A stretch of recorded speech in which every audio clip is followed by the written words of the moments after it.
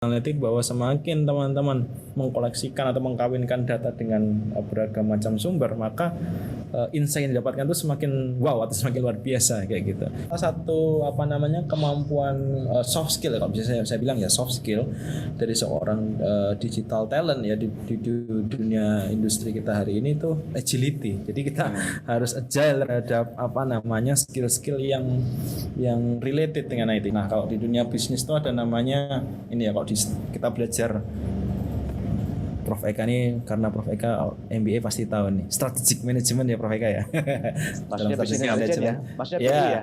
Ya betul. Jadi ada namanya keunggulan kompetitif, ya kan? Keunggulan kompetitif. Nah, sekarang di dunia hari ini perusahaan-perusahaan yang punya data besar dan punya teknologi yang besar dan juga talenta digital yang baik itu pasti memiliki keunggulan kompetitif.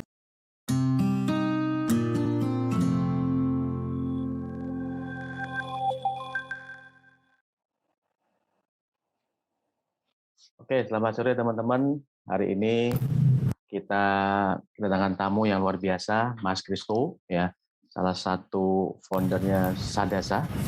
Ya, tolong teman-teman perhatikan dan siapkan pertanyaan yang bagus. Terus tolong kupas tuntas, ya, mumpung dia memang core-nya di data science ya. Teman-teman salah satu proyek yang ditunjukkan udah cukup banyak dikenal di Jawa ya. Harapan kami dengan kita bawa ke sini Mas Christo bisa menginsight teman-teman yang ada di Kalimantan, khususnya Kalimantan Timur. Ya, semoga bisa berkolaborasi dan bisa kembangkan dunia data science yang saat ini mau nggak mau ya, kalau teman-teman lihat lowongan pekerjaan itu data science udah mulai naik terus ini. Ya, naik. Nah, itu peluang, potensinya sangat tinggi. Kenapa? Mau nggak mau teman-teman setiap hari berapa detik, jam itu data lewat, tapi nggak diolah, nggak diperhatikan. Nah, itu yang dimanfaatkan, dioptimalkan sama Google, sama Facebook, ya, sama Instagram. Nah, itu diolah di situ. Nah, harapan kami hari ini kita belajar sama Mas Christo. Tak panjang-panjang, waktu kami serahkan Mas Christo. Ya, teman-teman silakan nanti perhatikan. Ya, pertanyaan terbaik akan dapat top up dari Mbak Maharani sama Mbak Sofi. Monggo, Mas Christo, waktu dipersilakan. Terima kasih banyak. Sampai jam 10 malam kita ini ya. Siap. Kalau di balik Bapak langsung makan kepiting ini Kak jam 10 malam. Iya, langsung. Oke. Terima kasih banyak Mas Taris Setiabudi. Terima kasih banyak atas kesempatannya teman-teman dari Indigo Space Balikpapan ya. Saya boleh sharing ilmu terkait dengan dunia data science. Nanti ada beberapa hal yang ingin saya sampaikan. Saya mohon izin untuk share screen materi dulu. Di sini juga ada teman kita yang lagi memang bahas ini data science Mas Christo. Oh, oke.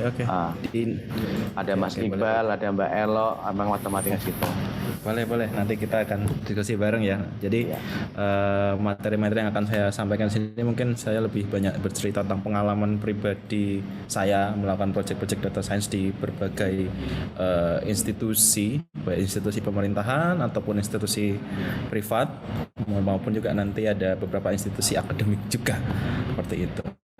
Nah, di awal ini saya memperkenalkan diri dulu. Nama saya Chrysostomus Nova Rahmanto, biasa dipanggil Christos. Saya menempuh pendidikan di S1 Ilmu Komputer Universitas Gadjah Mada di Yogyakarta, tempat kelahiran saya. Kemudian saat mengenyam pendidikan formal, saya juga memegang beberapa sertifikasi profesional, sertifikasi kompetensi data science dari Badan Nasional Sertifikasi Profesi, sertifikasi kompetensi pengembangan perangkat lunak dari BNSP juga, dan terakhir sebagai asesor di Badan Nasional Sertifikasi Profesi. Jadi saya memiliki hak juga untuk melakukan proses assessment terhadap kompetensi, terutama kompetensi data science ya, sebagaimana karir profesional ya, seperti itu.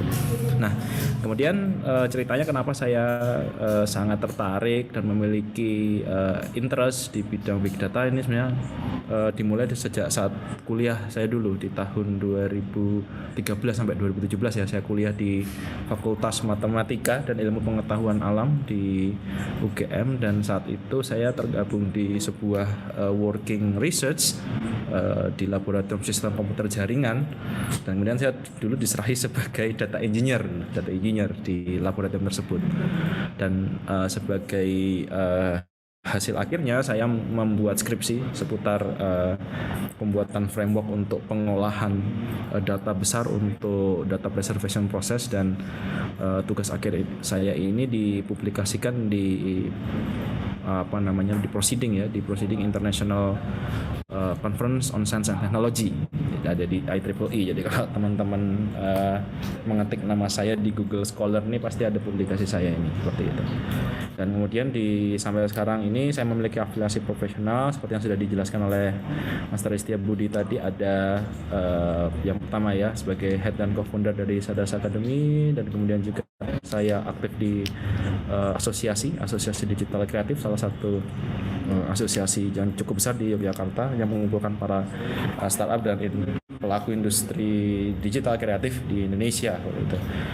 Nah, kemudian di tahun 2020 yang lalu sampai sekarang saya menjadi tenaga ahli data scientist di pemerintah daerah DIY.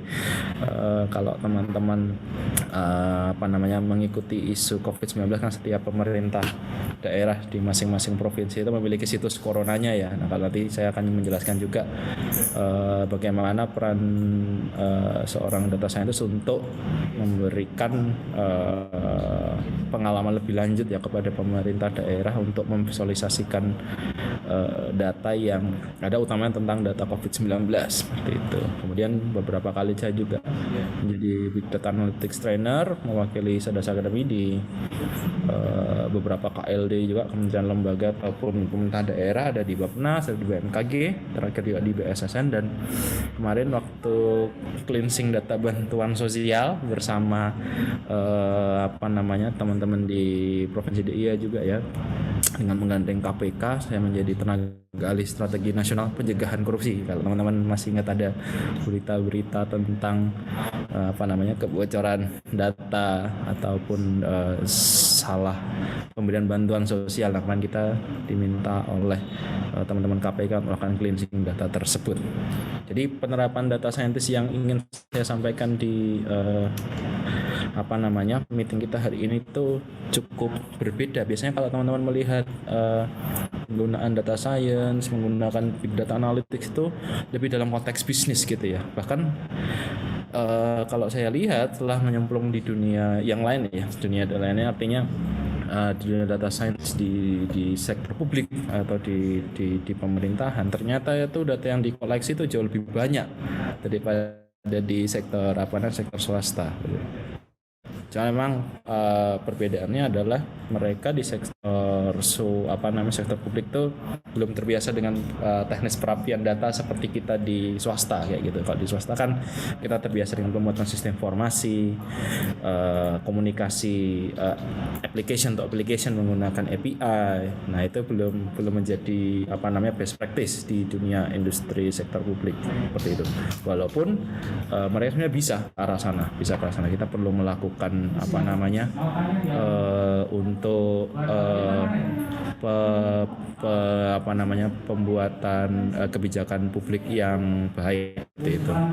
Nah, saya ingin masuk ke dalam ini pengertian dulu ya teman-teman ya. Apa yang dimaksud dengan data science, big data, dan artificial intelligence? Ini istilah-istilah yang sangat nge-hype dan sering dilihat di dalam media massa atau di pemberitaan seperti itu.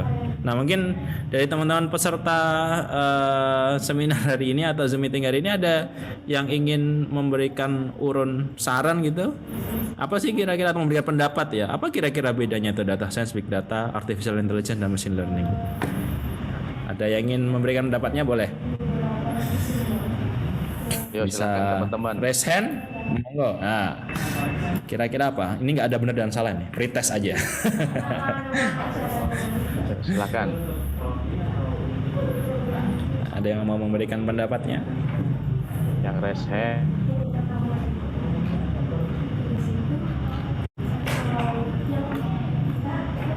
Jadi Mas siapa ini? Silakan yang resen atau apa, yo. Jangan malu-malu.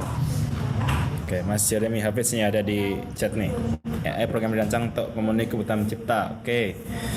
Ada lagi yang ingin memberikan pendapatnya?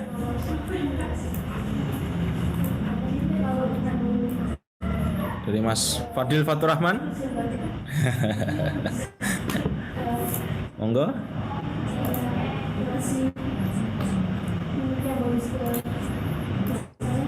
Biasanya kita tahu nih apa namanya kata-kata ini sering dimunculin ya, tapi sebenarnya pengertian apa namanya secara fundamental secara dasarnya apa sih data science, big data, artificial intelligence tuh? Mas Jeremy ada itu. Oke, Mas Rimi ya. Machine learning untuk program pembelajaran melengkapi pengetahuan ya. Oke. Ya, ada lagi yang ingin memberikan pendapatnya? Teman-teman semuanya? Oh ya, monggo, Prof Eka. Prof Eka langsung. Itu kalau Prof belum lulus S3 aja belum lulus sih. Didoakan itu, didoakan itu. Ya makanya itu doa-doa. Siap. Ya ini kan saya juga alumni FMIPA UGM tapi Wow, mantap. Dari ya, prodi mana? Ya, matematika. Jadi waktu prodi matematika. Zaman waktu itu belum ada big data, belum ada data science. Jadi baru dengar dari Coach Budi ini nanti. Jadi paling menurut big data itu menurut saya itu dari data yang banyak banget isinya. Jadi satu data yang apa istilahnya dia? Big data itu data-data yang bukan jumlahnya banyak, tapi juga isi dari masing-masing data juga banyak, muatannya banyak. Terus nanti data science itu adalah bagaimana kita memahami how we can get something from the big data itself. Good. Jadi kalau cuma big data nggak diapa-apain ya udah. Tapi kalau data science we have to deal with it, kita apain. Itu kan ya the science untuk mengolah datanya. Kira-kira. Great. Itu saya Mas. Oke, terima kasih banyak. Terima kasih banyak Mas Ika Krisna Santoso. Wah, luar biasa nih penjelasannya. Jadi mungkin saya recap saja sebenarnya pengertiannya kita bisa lihat di dalam diagram Venn ini ya. Di sepanjang sejarahnya manusia itu tuh memang paling senang kan melihat pola ya, melihat hal-hal yang unik kayak gitu. Dan hal ini yang terus-menerus kita menjadi pencarian intelektual manusia sejak dulu ya. Misalnya manusia teman-teman dari biologi yang membuat pemisahan antara hewan di laut dan di udara. Oh, itu ciri-cirinya apa saja sih sebenarnya? Oh, kalau di hewan di laut itu ada siripnya, ada insangnya. Kalau hewan di darat itu berkaki 4, bisa berjalan. Nah, sebenarnya kan melihat pola itu yang ingin dituju. Nah, dengan hadirnya sekarang teknologi digital, di mana setiap proses yang ada di dunia ini itu didigitalkan bentuk datanya. Nah, akhirnya kita sekarang menemukan suatu bentuk baru untuk mengenali pola tersebut. Nah, jadi di ujung akhirnya itu sebenarnya kita ingin mengaplikasikan ini beberapa metode-metode artificial intelligence yang di dalamnya ada machine learning, ada neural network dan deep learning. Ini sebenarnya metode saja. Tapi inti mudahnya untuk teman-teman yang baru masuk ke dunia data science adalah dia hanyalah salah satu metode dari data science. Makanya diagram Venn ini bentuknya setengah begitu ya. Nah, lalu apa hubungannya data science dengan big data? Jadi data science dan metode-metode di dalamnya hanya dapat bekerja jika dan hanya jika data yang digunakan untuk melihat pola itu besar sekali. Jadi komputer itu dapat mengenali sebuah pola tertentu jika datanya itu sangat-sangat besar gitu. Nah, hari ini data yang besar itu sangat dimungkinkan untuk diolah dengan cara yang murah. Berbeda dengan zaman dulu tahun 90-an, tahun 80-an ketika infrastruktur komputer itu sangat-sangat mahal dan hanya bisa dimiliki oleh korporasi-korporasi besar. Hari ini sekarang kita masing-masing itu bisa memiliki laptop dengan RAM 16 GB atau RAM 32 GB, memiliki SSD 1 tera yang mungkin 10 atau 20 tahun yang lalu itu harganya sangat mahal dan tidak affordable untuk commercial use kayak gitu. Nah, ini yang mengakibatkan tren terhadap penggunaan big data, data science, dan metode-metodologi yang ada di belakangnya, artificial intelligence, machine learning, neural network, deep learning ini menjadi tren saat ini. Sehingga cara melihat pola yang dulunya hanya direkam oleh kepala kita saja, hari ini itu bisa kita prosesnya bisa kita otomasi dengan menggunakan program atau dengan menggunakan komputer, seperti itu. Nah, pertanyaannya selanjutnya adalah, jika kita ingin belajar data science, skill-skill apa yang harus kita kuasai? Nah, ini adalah suatu diagram Venn dari Drew Conway. Drew Conway ini adalah seorang data scientist dari Amerika Serikat. Beliau dulu merupakan data scientist dari White House, data scientistnya Barack Obama dulu di Amerika Serikat. Nanti teman-teman bisa lihat banyak artikel di internet yang dibuat oleh Drew Conway tentang data science, tapi yang saya cuplik satu adalah tentang diagram Venn data science skill ini. Jadi untuk menjadi seorang data scientist, ya, itu teman-teman harus memiliki 3 skill ini. Hacking skill atau biasa disebut sebagai programming skill, kemudian math and statistic knowledge, kemudian yang berikutnya adalah substantive expertise atau domain knowledge, kayak gitu. Nah, mungkin kedengarannya terlalu intimidating gitu ya. Kenapa? Karena ternyata belajar data science itu harus punya kemampuan bahasa pemrograman dan kemampuan matematik dan statistik. Tetapi di Sadasa sendiri itu membuktikan bahwa murid-murid kami yang ngambil training di Sadasa kami justru itu paling banyak, almost nearly 60-75% itu orang-orang dari social science, kayak gitu. Malah dari ilmu sosial, dari visipol, dari psikologi, dari ekonomika dan bisnis, seperti itu. Nah, kenapa seperti itu? Karena sebenarnya teman-teman di social science itu mereka punya substantive expertise ini, punya domain knowledge-nya. Mereka punya datanya, tahu hasil akhir datanya itu pengen diapain. Misalnya ambil contoh nih ya, kayak tadi yang diobrolin antara saya dengan Master Istiabudi di awal tentang hoax detection ya. Itu kan sebenarnya ranahnya para teman-teman ilmu komunikasi di visipol, kayak gitu. Ujungnya udah tahu, saya pengen mendeteksi hoax ini. Sumber datanya di hulu adalah dari media sosial gitu. Nah, pertanyaannya kan bagaimana membawa data yang di hulu tadi ini dari media sosial, Twitter, Facebook, YouTube, TikTok, Instagram, itu diproses dalam sebuah prosedur data science untuk menjadi hasil akhir sebuah mesin hoax detection, kayak gitu. Nah, sebenarnya substansi expertise itu bentuknya di sini, kayak gitu. Makanya tidak perlu khawatir teman-teman yang berasal dari non engineer background, seperti itu, non engineer background itu semua bisa masuk ke dalam ilmu data science ini, kayak gitu.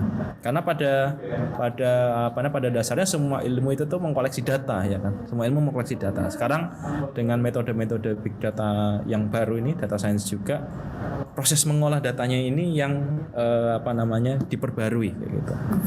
Ambil contoh misalnya riset-riset sosial dahulu itu biasanya menggunakan SPSS, ya kan, atau menggunakan Minitab. Itu dengan asumsi bahwa data yang diambil itu merupakan sampel dari populasi, kayak gitu.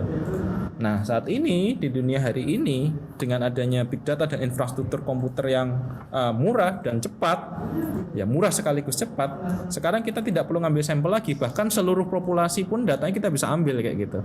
Ambil contoh kemarin waktu saya mengolah data bantuan sosial di Provinsi DIY, saya tidak melakukan proses sampling, saya langsung ambil 3,5 juta row dari database Kementerian Sosial untuk mengolah seluruh data dari penerima bantuan sosial tuh, kayak gitu. Dan datanya ini kita langsung olah seperti itu, tidak perlu melakukan proses sampling, kayak gitu. Ini enaknya teman-teman ketika bekerja sebagai asset data scientist, tidak perlu melakukan proses sampling lagi, langsung seluruh populasi datanya masukkan ke dalam komputer dan itu bisa berjalan. Nah, ini sebabnya mengapa teman-teman perlu mempelajari hacking skill dan math and statistic knowledge, karena hacking skill nanti membantu teman-teman untuk melakukan proses otomasi terhadap algoritma proses cleansing data atau mencari pola atas data tersebut. Itu yang pertama. Kemudian yang kedua, hacking skill ini membantu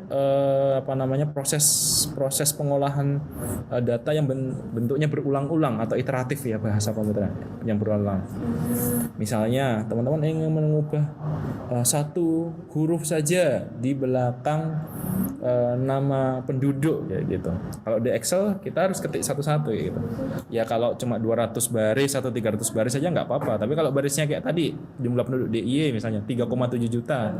Wah, itu kepala kita pasti pusing dan jarinya kita nggak kuat untuk ngubahin satu-satu gitu kan ya pakai Excel. Harus pakai bahasa pemrograman supaya proses otomasi ini bekerja. Itu yang pertama. Kemudian yang kedua, Math and Statistic Knowledge. Jadi Math and Statistic Knowledge ini digunakan untuk memformalkan bentuk pola data tersebut. Jadi kan hasil akhirnya sebenarnya dari data science ini adalah kita mengenali pola atas suatu peristiwa kayak gitu. Kita di pola mengenal ini berita hoax, ini berita tidak hoax. Ini pola pertumbuhan wisatawan yang baik dan tidak baik kayak gitu. Nah, pola ini harus dibahasakan dalam bentuk matematis. Karena apa? Ini bahasa universal ya, bahasa universal dalam melihat pola, dalam melihat data itu matematika menjadi senjata utama digunakan di seluruh ilmu pengetahuan. Nanti Prof. Eka Krishna mungkin bisa menjelaskan ya, selaku alumnus matematik juga pasti tahu ini bahwa math is a language of science ya, math is a language of science seperti itu. Nah, saya lanjutkan lagi. Jadi secara konseptual data itu tuh sebenarnya bisa dibilang sebagai abstraksi atas kejadian nyata di dunia kita kayak gini. Misalnya di media sosial, mudahnya aja ya, saya ambil contoh mudahnya di media sosial ada isu sekarang ya yang lagi lagi gencar mungkin isu seputar COVID-19. Nah, dari dunia nyata itu isunya tentang COVID-19 ini mungkin kita tidak bisa melihat kayak gitu ya, tidak bisa melihat orang-orang sebenarnya ngomongin COVID-19 topiknya tentang apa sih kayak gitu. Orang ngomong di warung gitu kan, COVID di desaku lagi naik loh kayak gitu. Nah, ini kan biasanya nggak terekam ya kayak gitu, nggak terekam. Tapi hari ini dengan ada media sosial, percakapan yang biasanya ada di warung kopi, yang biasanya ada di angkringan, yang biasanya ada di restoran, yang biasanya ada di kantor itu bisa dipindahkan atau dilihat bentuk datanya dalam bentuk word, kata atau kalimat kayak gitu. Nah, itu yang membuat sekarang kita berlimpah data kayak gitu. Karena semua kegiatan, aktivitas manusia, bahkan aktivitas bisnis itu diabstraksikan dalam sebuah bentuk data digital kayak gitu. Nah, ini yang menyebabkan seluruh organisasi, seluruh individual itu bergerak untuk mengambil data-data ini, dan itu terserak mau di pemerintahan, mau di sektor usaha, mau di sektor korporasi, mau di individual, itu banyak sekali kayak gitu. Nah, tugas seorang data scientist adalah leveling up data ini menjadi sebuah wisdom atau applied knowledge kayak gitu, menjadi sebuah keputusan. Nah, ini yang membuat data science ini berharga mahal, karena tidak semua orang mampu melakukan proses translasi dari data ini menuju informasi, menuju knowledge, apalagi menuju wisdom atau kebijaksanaan kayak gitu. Ini perlu pengalaman yang cukup banyak kayak gitu. Tapi tidak perlu khawatir teman-teman, artinya sekarang pun di Indonesia menurut pengalaman saya kita masih masuk di tahap yang pertama ini ya. Jadi kita mengkonversi peristiwa nyata dari dunia tersebut menjadi sebuah sebuah data digital kayak gitu. Nah, ini gambaran mudahnya teman-teman. Jadi data, information, knowledge, insight itu bedanya apa sih? Nah, bisa digambarkan pakai animasi ini ya. Jadi kalau data itu bentuknya titik-titik yang berserakan, yang nggak tahu nih dia juntrungannya kemana, dia ada linknya kemana, dia diwarnai seperti apa kayak gitu. Nah, kalau informasi sudah ditandai, informasi data A itu dia golongannya warna ungu, data B golongannya hijau, data C golongannya ungu lagi, udah kita tanda-tandain. Nah, knowledge itu menggabungkan semuanya gitu. membuat koneksi antar satu data dengan data yang lain. Insight itu kita bisa menemukan ada mungkin ada pola data atau menarik, tapi kita belum tahu ini nyambungnya seperti apa sih kayak gitu. Nah, yang paling tinggi adalah wisdom ya, bisa menyambungkan antara satu insight dengan insight lain ini, bisa ditelusuri nih sebab musababnya dari mana kayak gitu. Ini sebenarnya logiknya sama kayak research persis. Jadi kita mulai dari pengumpulan data, kita mulai merumuskan masalah, dan nanti perlahan-lahan setelah kita mengumpulkan data kita membuat kesimpulan atas metode riset kita tersebut. Nah, yang saya note di sini adalah jangan sampai kita seperti orang kebanyakan ya, membuat konspirasi teori nih, otak-atik gaduk kayak bahasa Jawanya ya, buat garis-garis yang kita lihat, oh ini kuda unicorn ini kayak gitu, padahal ya cuma garis-garis yang kita buat secara imajiner saja seperti itu. Nah, ini yang perlu teman-teman ketahui juga. Yang pertama adalah definisi formalnya terkait data science dan data scientist ini sering dipertukarkan seperti itu. Jadi data science itu objeknya, apa yang kita kerjakan itu namanya data science. Makanya kata definisinya selalu ini, data science means doing analytics work. Jadi kerjanya itu adalah data science namanya. Doing analytic work that for one reason or another, karena satu alasan dan lain hal, itu dia memerlukan substantial amount of software engineering skill seperti itu. Salah satu reasonnya adalah datanya disimpan dalam bentuk digital, satu, dan dua, jumlahnya banyak sekali kayak gitu. Kita tidak mungkin menggunakan metode manual untuk mengolah data tersebut. Harus menggunakan skill-skill software engineering atau skill-skill programmer kayak gitu. Jadi itu yang disebut sebagai data science objeknya ya. Nah, kemudian orang yang melakukan data science itu disebut sebagai subjeknya, yaitu data scientist. Jadi data scientist adalah orang, ini pengennya ya, yang better at statistics than any software engineer. Kemudian sebaliknya juga, vice versa, orang yang better software engineering than any statistician kayak gitu. Jadi sebenarnya data scientist itu atau ilmu data science itu leveling up ilmu statistik dan matematik seperti itu, leveling up dunia statistik dan matematik, karena ada beberapa istilah-istilah atau metodologi di dalam dunia matematik atau statistik itu digunakan kembali di dalam dunia machine learning seperti itu. Nah, ini yang penting juga. Jadi a good data scientist itu dia tidak hanya bisa dan baik skillnya di coding, di bahasa pemrograman dan matematik dan statistik, tetapi juga persis harus juga mengerti business problem atau business values. Ini yang bikin mahal seorang data scientist, karena dia harus mengerti bisnis proses dari sebuah organisasi itu seperti apa sih. Kenapa data A itu diambil dari bisnis proses organisasi seperti ini kayak gitu. Nah, itu yang perlu dibongkar satu persatu supaya nanti teman-teman memiliki sense of sense of belonging terhadap ilmu data science ini kayak gitu. Nah, kemudian kalau pertanyaan selanjutnya bagaimana cara belajarnya teman-teman? Nah, di dunia data analitik ini sebenarnya kita sudah melakukan salah satu tahapan di awal, yaitu adalah data acquisition. Sejak menggelembungnya .com bubble, kemudian banyak sekali orang membuat sistem informasi di mana-mana menggunakan CI, menggunakan Laravel, menggunakan banyak tools website. Kita sebenarnya melakukan proses akuisisi data, membuat sistem informasi itu melakukan proses akuisisi data menggunakan teknologi PHP ataupun menggunakan HP Android kayak gitu. Misalnya teman-teman lihat sebenarnya kan setiap platform itu mengkoleksi data kita, teman-teman. Gojek itu mengkoleksi data-data kita seputar behavior dari penggunaan GoFood kita, behavior penggunaan GoCar kita kayak gitu, behavior penggunaan GoPay kita. Itu datanya diakuisisi gitu. Kemudian yang berikutnya adalah data tersebut yang kedua disimpan dan dimanajemenkan di dalam sebuah infrastruktur gitu. Nah, infrastruktur sekarang ini yang paling hype adalah infrastruktur cloud Ya, cloud itu artinya infrastruktur tersebut sudah tidak dimiliki secara langsung on premise, ya kan, tapi disimpan dalam sebuah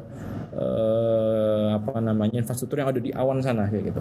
Bahasa mudahnya adalah kita seperti nyewa infrastruktur kepada AWS, kepada Google, kepada Alibaba, seperti itu, dan banyak provider cloud lainnya.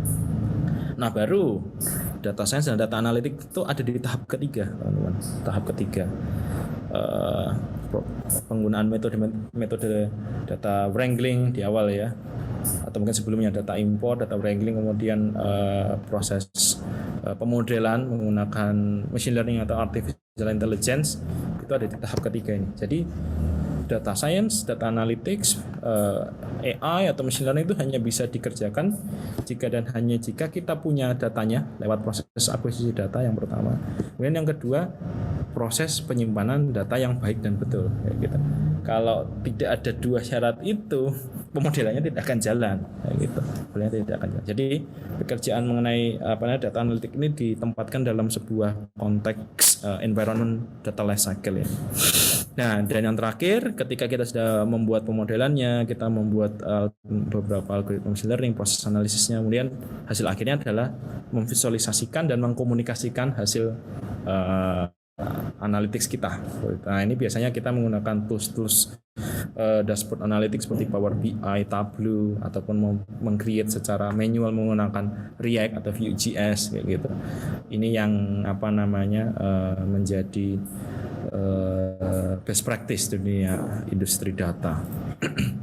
Nah, ini yang yang dijelaskan oleh Gartner Analytic Continuum. Jadi ada 4 jenis ya analytics ya. 4 jenis data analytics ya.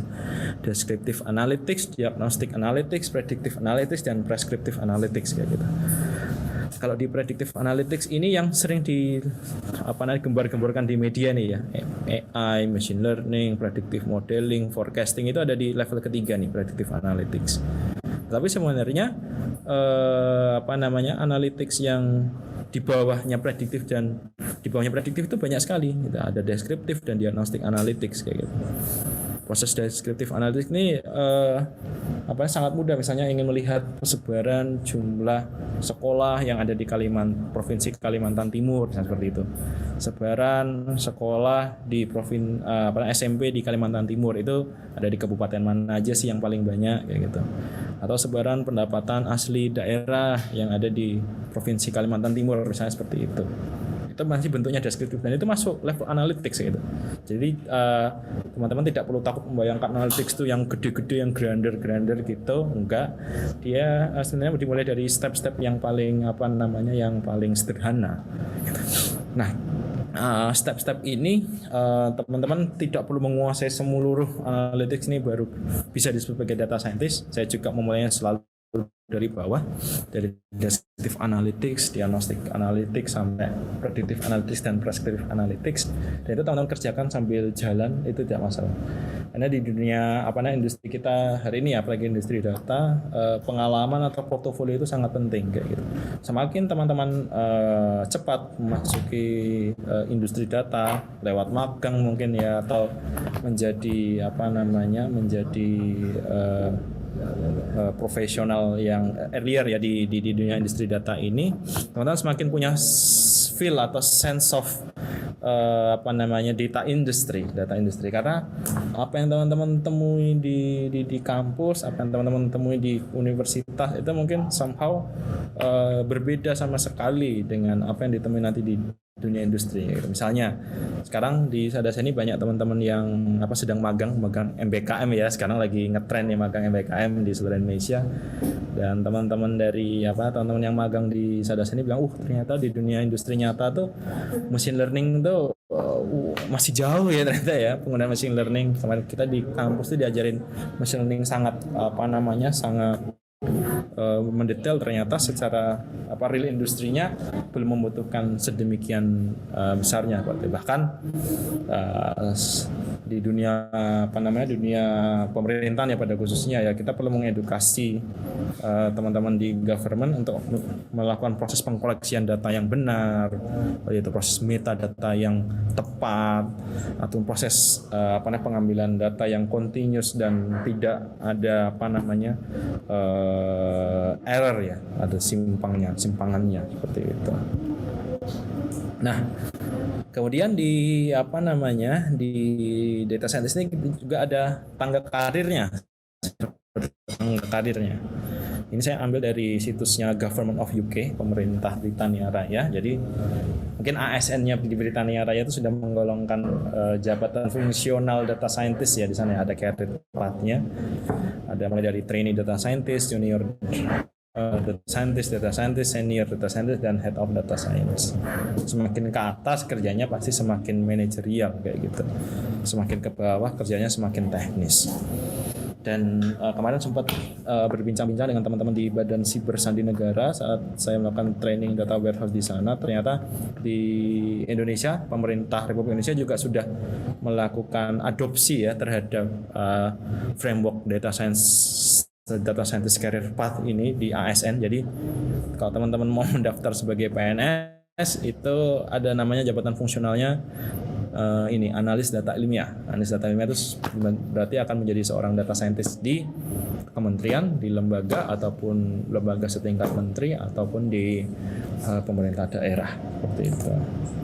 Nah, ini adalah hierarchy of needs. Kalau teman-teman lihat, jadi yang dibutuhkan paling dasar ketika teman-teman melakukan project data science adalah proses koleksi dan penyimpanan data. Itu dia bawah sendiri ini. Jadi pengoleksian data dari dari instrumentation, dari IoT kayak gitu. Proses pengumpulan data dari log server, pengoleksian data dari data-data eksternal seperti itu. Atau proses pengoleksian data dari user generated content, misalnya kayak media sosial, Facebook, Twitter, Instagram, YouTube, dan lain sebagainya. Kemudian yang berikutnya menyimpannya dalam sebuah reliable data flow menggunakan metode-metode framework ETL, extract transform load, proses infrastruktur yang bentuknya unary ataupun distributed system kayak gitu, baik yang menggunakan structured maupun unstructured data storage. Jadi kalau teman-teman yang anak ilmu komputer atau anak ilmu teknis pasti tahu ya SQL, salah satu standar bahasa untuk pengqueryan data dalam bentuk tabel baris kolom. Nah, kalau pendekatan sekarang di dunia data analitik menggunakan tabel baris kolom itu nanti load datanya itu sangat lama kalau sudah bilangan jutaan row atau baris kayak gitu. Nah, ada penemuan baru lagi, riset baru menggunakan unstructured data storage, menggunakan graph seperti itu.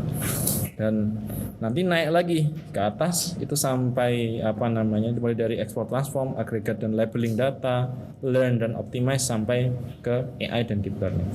Jadi kalau ngomongin AI dan deep learning itu ada di puncaknya. Tapi puncak ini harus didasari atau difondasikan oleh kelima tahapan ini: collect, move and store, export and transform, aggregate and label, dan learn and optimize. Nah, saat ini pekerjaan dalam data science hierarchy of need ini sudah dibagi-bagi seperti itu ke dalam sebuah profesi tertentu ya. Ada profesi data engineer yang mengurusi collect, move and store serta explore and transform. Kemudian data analis untuk yang melakukan proses aggregating dan labeling. Data scientist yang untuk melakukan pengujian terhadap algoritma machine learning, dan kemudian machine learning engineer di atasnya. Nah, jika teman-teman ingin melihat roadmap dari data science bisa buka di ini i.m.ai roadmap. Jadi pathnya ingin menjadi apa sih? Ingin menjadi data scientist kah? Ingin menjadi data engineer kah? Itu path belajarnya apa saja yang nanti teman-teman bisa lihat di dalam roadmap tersebut. Dan ini mungkin saya jelaskan sedikit saja bahwa pengorganisasian data science di dalam sebuah di tubuh organisasi itu macam-macam ya. Ada bentuknya centralized, jadi dia punya divisi data science sendiri. Ada data science-nya include di dalam setiap divisi, karena setiap divisi kan sebenarnya mengkoleksi data pada akhirnya. Ataupun hybrid, jadi ada divisi sendiri, tapi juga orang-orangnya ditaruh di setiap divisi yang lain. Gitu. Ini intermezzo saja. Nah, ini yang paling seru teman-teman. Jadi saya akan memberikan studi case ya. Yang pertama studi case penggunaan data science untuk dashboard COVID-19 di DIY. Nah, di tahun 2020 kemarin saya sempat menjadi tenaga ahli untuk pembuatan dashboard kasus COVID-19 di Provinsi DIY seperti itu. Kenapa dashboard ini perlu dibuat, karena publik maupun baik citizen ya maupun netizen itu memantau perkembangan kasus COVID-19 menggunakan ringkasan data dari otoritas atau dari pemerintah ya, dalam ini otoritas adalah pemerintah, untuk menentukan langkah yang akan mereka ambil selanjutnya sebagai individu. Apakah mereka akan berjalan di kelurahan tertentu atau di provinsi tertentu yang mungkin COVID-nya lagi tinggi, dan mereka akan memutuskan untuk tidak bepergian ke sana kayak gitu. Nah, kami dulu membantu untuk proses mengkonversi ya data bentuknya tabel, yaitu tabel laporan harian pasien COVID-19 setiap hari itu kita kita bantu visualisasikan, kemudian kita terjemahkan dalam sebuah dashboard seperti ini, dashboard. Nah, teman-teman masih bisa lihat dashboardnya di corona.jogjaprof.go.id. Di sana kita bisa melihat sebaran pasien per kabupaten kota, per kecamatan, bahkan per kelurahan seperti itu. Dan dengan informasi geospasial seperti ini, kita bisa melihat per kelurahan atau per kecamatan angka persebaran positif COVID-19 di setiap kecamatan bahkan kelurahan di provinsi DIY itu seperti apa. Kemudian studi case yang berikutnya adalah cleansing data bantuan sosial ini. Nah, cleansing data bantuan sosial ini sempat menjadi isu karena di tahun 2020 yang lalu Presiden Joko Widodo itu memerintahkan kepada para kepala daerah untuk segera menyalurkan bantuan sosial, tetapi dengan syarat satu bantuan itu diberikan oleh tepat satu nomor induk kependudukan atau nomor KTP kayak gitu. Nah, itu bisnis understanding-nya di situ teman-teman. Bantuan harus bisa diberikan tepat satu NIK. Jadi satu NIK hanya boleh menerima tepat satu bantuan. Kayak gitu. Itu business understanding-nya. Nah, business understanding ini yang berusaha kita pecahkan menggunakan data science method seperti itu. Nah, ini metodenya nggak sampai AI atau predictive analytics ya. Ini hanya berkutat di descriptive analytics tadi yang di layer yang paling pertama sekali. Jadi basis datanya itu diambil dari banyak hal. Yang pertama adalah data penerima bantuan sosialnya ya. Dari BLT, PKH, BPNT, itu bantuan sosial banyak sekali. Antar kementerian punya bantuan sosial sendiri, antar provinsi juga punya data bantuan sosial sendiri, bahkan antar kabupaten kota itu punya bantuan sosialnya sendiri. Nah, kenapa perlu di cleansing data tersebut sehingga satu NIK tepat menerima satu bantuan? Karena akan menimbulkan masalah sosial, yaitu iri itu. Nah, kalau iri itu nanti konsekuensi sosialnya bisa kemana-mana teman-teman. Bisa bakar kantor lah, bisa geruduk mungkin ASN di dinas sosialnya seperti itu. Nah, ini yang perlu kita pastikan bahwa satu NIK tepat menerima satu bantuan gitu. Nah, kemudian masalah yang kedua adalah memastikan bahwa NIK tersebut itu betul-betul ada orangnya. Nah, itu yang membuat basis data di atas ini, yaitu basis data Dukcapil. Jadi saya mengecek nomor NIK yang didaftarkan di data bantuan sosial ini apakah betul-betul ada di database KTP kita, seperti itu di Kementerian Dalam Negeri kayak gitu. Dicocokkan juga dengan data DTKS yang ada di Kementerian Sosial. Jadi di DTKS ini kita setiap individu ada di Indonesia dinilai oleh sebuah framework gitu ya, sebuah framework. Kita ada di level kesejahteraan level 1 sampai 10 ya, level 1 sampai 10. Nah, yang boleh diberi bantuan menurut Presiden ya instruksi adalah yang ada di kelompok 1 sampai 4 kesejahteraannya. Seperti itu. Jadi kalau dari 4 ke atas sampai 10 itu tidak boleh dikasih bantuan. Supaya tidak menimbulkan iri tadi itu. Makanya dapat bantuan, malah orang miskin tidak dapat bantuan. Nah, proses data analytics itu bekerja supaya kohesi sosial itu bisa dikurangi. Gitu. Nah, metode pengolahan data cukup mudah untuk teman-teman ikuti. Jadi datanya itu kita kumpulin jadi satu di dalam sebuah data warehouse. Kemudian kita cek apakah ada kelengkapan data dari NIK tersebut itu baik. Kemudian apakah standarisasi tipe data itu bisa terpenuhi. Misalnya, ada NIK tapi nggak ada namanya. Ada NIK tapi nggak ada nomor kakaknya. Ada NIK-nya tetapi orangnya sudah meninggal ternyata. Itu perlu kita koleksi satu-satu. Dan nggak mungkin kita cek 3,7 juta orang di Provinsi DIY dicek manual kayak gitu. Kita perlu bantuan komputer untuk itu. Dan data scientist di sini berperan untuk membuat algoritma otomasi proses data collection dan pengecekannya ini kayak gitu. Nah, proses cleansing, grouping sampai presentasi ini kita menggunakan 2 tools yang cukup terkenal di dunia data science, yaitu R Studio dan juga Tableau untuk presentasi visualisasinya gitu. Saya lanjutkan saja. Nah, hasil akhir, ini adalah proses cleansingnya seperti itu teman-teman. Jadi kita sebagai seorang data scientist melakukan proses data wrangling, ya, ini namanya data wrangling, untuk melihat apakah nomor KK atau NIK yang kita maksud itu dia sudah menerima bantuan tuh ada di mana saja sih. Seperti membuat turus gitu ya kalau di SD atau di SMP dulu. Kita lakukan proses penandaan atau labeling terhadap NIK tersebut. Apakah dia sudah menerima bantuan? Kan kalau menerima bantuannya lebih dari satu apa tidak. Kalau lebih dari satu kita buang orangnya. Kalau sudah satu ya tadi kita ambil orangnya, seperti itu.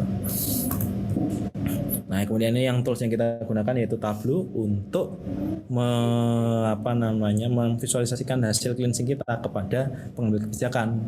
Dalam hal ini nanti kepada Bapak Gubernur, kepada Bapak Wakil Gubernur, dan kepada Bapak Sekretaris Daerah ya, untuk menentukan uang yang harus dialokasikan di dalam APBD mereka ini ada berapa sih kayak gitu. Sehingga tidak menimbulkan kohesi sosial dan namanya sudah ditetapkan seperti itu. Nah, penghematan yang digunakan ketika kita melakukan proses cleansing data ini cukup fantastis teman-teman. Jika kita lihat ada ini diambil dari 3 jenis bantuan saja ya, yang bantuan sosial yang diberikan oleh Kementerian Sosial saja, yaitu PKH, sembako reguler, dan sembako perluasan. Di tahun 2020 dengan proses data analytics ini ya kan, karena residunya ini banyak ya, dari data awalnya ini 200.777 kemudian berkurang jadi 193.666 ya setelah di cleansing ya. Ini selisihnya saya kumpulkan jadi satu di sini. Dan ketika saya melakukan asumsi bantuan sembako reguler itu 200.000 per NIK ya kan. Kemudian data nominal bantuan PKH ini 600.000 per bulan seperti itu. Ketika kita kumpulin hampir 13 miliar per bulan uang negara bisa dihemat karena kita melakukan proses cleansing data. Kita betul-betul dengan menggunakan data analytics method, data wrangling method, kita bisa secara firm menyebutkan bahwa data ini valid 100%, tidak ada nomor NIK yang double menerima datanya, dan memang valid, berhak untuk mendapatkan bantuan tersebut. Bukan orang yang yang kaya gitu ya, tapi memang orang yang betul-betul di level kesejahteraan level 1 sampai level 4. Dan penghematannya cukup luar biasa nih, 12 sampai 13 miliar per bulan penghematan yang bisa dilakukan hanya dengan metode cleansing data saja. Tidak perlu melakukan pengecekan langsung ke rumah yang pasti juga memakan biaya yang lebih mahal. Seperti itu. Ini dashboard hasil akhirnya teman-teman bisa lihat menggunakan Tableau, dan ini sangat sangat biasa di dunia data analitik, di industri data, untuk menggunakan Tableau sebagai dashboard atau hasil akhir dari visualisasi kita. Seperti itu. Ya. Nah, kemudian yang terakhir ini karena mendapatkan sambutan yang baik juga dari para stakeholder. Jadi penggunaan dashboard data analitik ini ditingkatkan lagi, tidak hanya untuk data bantuan sosial, tapi juga untuk seluruh data di dinas-dinas yang ada di Provinsi DIY.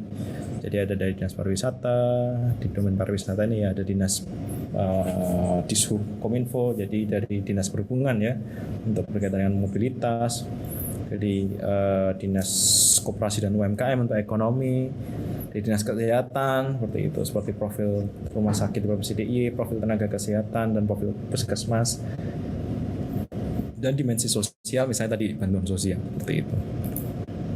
Nah, mungkin ini materi saya yang terakhir ya, yang terakhir. Jadi refleksinya adalah ini teman-teman perlu lihat bahwa masalah sosial itu selalu mendahului masalah teknis. Jadi masalah terhadap dunia data analitik ini bukan melulu masalah teknis saja. Iya, ada masalah sosial di situ. Kenapa? Karena sejatinya dalam angka-angka atau data tersebut itu ada manusia ya di situ ya. Ini kan abstraksi, datanya abstraksi atas realitas tadi ya. Jadi ketika saya melakukan proses cleansing data juga harus hati-hati. Jangan-jangan algoritma yang saya buat itu menyingkirkan orang yang sebenarnya berhak kayak gitu. Jangan sampai seperti itu. Kita perlu punya mindset di kepala ketika melakukan proses data analitik seperti itu. Dan kemudian yang sering digaungkan juga ya ekosektoral. Jadi semangat open data itu masih kurang, banyak stakeholder yang masih jalan sendiri, banyak inisiatif-inisiatif yang sama sehingga membuat bingung ketika ingin melakukan proses data analitik ini sumbernya harusnya dari mana nih kayak gitu. Dan berikutnya pemahaman publik yang tentang data yang tidak sama kayak gitu. Ada publik yang menganggap bahwa data di Microsoft Word atau data yang ada di dalam gambar itu disebut sebagai data, padahal kalau kita sebagai data scientist atau data analitik pasti selalu membuat atau mengkonversikan data itu menjadi sebuah tabel baris kolom. Dan yang terakhirnya adalah kerja bareng dan kerja bersama. Jadi dunia data analitik itu perlu sekali kolaborasi. Kenapa? Ada hukum di dunia data analitik bahwa semakin teman-teman mengkoleksikan atau mengkawinkan data dengan beragam macam sumber, maka insight yang didapatkan itu semakin wow atau semakin luar biasa kayak gitu. Sampai contoh kemarin saya menggabungkan data NIK, data NIK nomor induk kependudukan yang ada di Dukcapil dengan data bantuan sosial kayak gitu. Nah, akhirnya diketahui bahwa di NIK ini kan ada profesi ya, ada kolom profesi di NIK. Nah, di kolom profesi itu ternyata ditemukan bahwa penerima bantuan sosial, usulan bantuan sosial itu adalah anggota DPRD kayak gitu. Itu yang membuat kaget kemarin Bapak Gubernur Ngarso-Dalam Sultan waktu kita presentasi di di hadapan beliau tuh ternyata ada sumber data bantuan sosial ini yang diusulkan oleh anggota DPRD kayak gitu. Yang mungkin hanya dengan menggunakan data yang sumbernya dari dinas sosial saja mungkin nggak cukup. Nah, proses perkawinan data ini yang memerlukan pemecahan ekosektoralnya supaya kita bisa mengkonekkan antar satu data dengan data lain dari dimensi yang lebih banyak lagi. Ini publikasi media kemarin ada di Tribun Jogja dan di IDN Times juga, dan ada dari Gov Insider, salah satu media startup di Singapura terkait dengan inovasi pemerintahan, dan juga dari akun Instagram resmi ya Pemda DIY. Mungkin itu saja yang bisa saya sampaikan. Nanti kita bisa diskusi lebih lanjut lagi lewat waktu yang akan datang. Terima kasih. Oke. Nah, luar biasa hari ini. Risetnya banyak sekali ya. Dari data kita tanpa mengunjungi tempat aja bisa 13 miliar per bulan ya. Iya, betul. Penghematannya. Itu penghematan luar biasa. Yang selama ini kita nggak pernah tahu ya, atau nggak mau tahu ya. Ternyata ada yang ini loh, ada sampai 3 miliar ya. Karena mungkin tadi data yang perlu di cross ya. Kalau kita ngomongnya cross check ya. Data ini di konsep ini ketemunya sini ya akan ketemu. Ya. Tadi bahkan sampai ada angka anggota dewan masih dapat, itu kan aneh ya. Aneh sekali. Aja gitu. Dalam langsung naik gitu, wah. Bisa ini ya. Gitu luar biasa ya. Itu yang saya jawab tadi.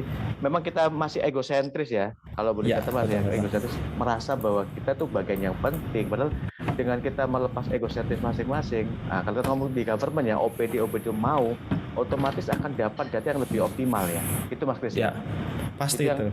Itu yang mungkin kita perlu duduk bareng ya sama OPD, datamu kayak gimana, ini apa, itu akan kita munculkan data saintis yang luar biasa ya. Iya, betul. Dan apa sebagainya. Oke, silakan. Ini ada yang Mbak Devanis, silakan. Udah mulai banyak yang tanya, Mas. Monggo. Silakan Mbak Devanis. Habis ini yang raise hand. Nah, silakan Mbak Devanis. Boleh open mic Mbak Devanis. Baik Pak, terima kasih atas kesempatannya. Mengingat tadi ada pemaparan materi mengenai hierarki yang bisa dipelajari sama role di data science ini. Untuk role data engineer sendiri itu kira-kira apa saja ya teknologi yang bisa kita pelajari Pak Kristo? Soalnya kemarin saya juga ikut webinar yang pakai Apache Airflow buat ETL data. Terima kasih. Oke, terima kasih banyak Mbak Devanis. Saya jawab langsung ya, berarti Nastar ya, nggak apa-apa ya? Langsung aja biar ini nggak lupa. Ya. Udah banyak relasi masalahnya. Siap. Jadi itu Mbak Devanis bagus sekali pertanyaannya. Jadi ETL ini itu melakukan suatu framework yang digunakan oleh data engineer untuk melakukan proses cleansing data tadi ya. ETL itu singkatan dari extract, transform, sama load kayak gitu.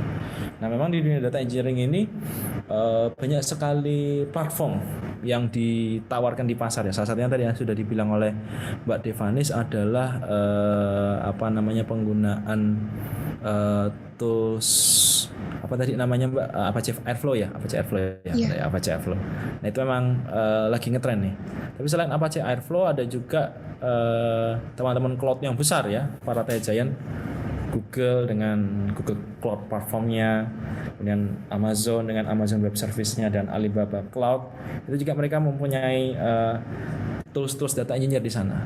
Nah, ini sangat bergantung kepada satu organisasi yang menggunakan. Mereka lebih familiar menggunakan produk dari Google kah, produk dari keluarga Amazon kah, atau produk dari Alibaba, atau produk yang memang mereka pengen create from the scratch kayak gitu. Mereka ingin create secara awal ya, dari awal ngoding dengan hard code gitu ya. Nah, ini sangat bergantung sama organisasinya sendiri gitu. Tapi kalau di dunia startup memang biasanya kita sering menggunakannya Google Cloud Platform dan AWS yang lebih lebih familiar ya. Karena kalau Google Cloud Platform dengan AWS itu istilahnya kita sudah nyewa infrastruktur, dan biarlah para tech giant ini yang mengelola infrastruktur kita, mengelola di sisi bisnisnya saja kayak gitu. Tapi kalau di pemerintahan biasanya data engineer harus on premise kayak gitu. Kenapa? Karena datanya di-keep di infrastruktur sendiri. Jadi nggak boleh di pihak ketiga kan ya, oleh ke Google atau ke Amazon. Nah, ini peluang-peluang yang bisa Mbak Devanis dan teman-teman baca seperti itu. Jadi isu security Mas ya, Mas Kristo ya? Ya, betul. Isu security yang nggak berani ditaruh di luar ya, karena isu security. Karena mereka takut dengan berbagai macam yang security yang saat ini banyak kejadiannya, itu ya. Betul. Jadi mereka pasti akan buat ya. Oke. Seperti itu. Oke. Semoga membantu Mbak Devanis ya. Oke, lanjut Mas Kasful. Wah, ini sudah banyak. Mas Kasful, habis ini lanjut Mas Fadil ya. Ya. Mas Kasful. Assalamualaikum. Waalaikumsalam. Ini saya tuh sebenarnya tadi sudah ditanya sama Mbak Devi sih masalah teknologi ya. Ya. Cuman kan gini, kalau yang namanya programmer saat ini itu kayak semacam ketergantungan dengan beberapa teknologi gitu loh. Misalnya dia itu udah belajarnya JavaScript dari nol, dari sampai udah lumayan jago gitu. Iya. Jadi kalau pas dia mau pindah ke bahasa pemrograman lain gitu agak ribet gitu loh. Iya. Nah, yang pengen saya tanyakan itu sebenarnya gini sih, seorang data scientist itu sebenarnya dia tuh harus mutlak menggunakan misalnya yang dia pernah belajar tuh.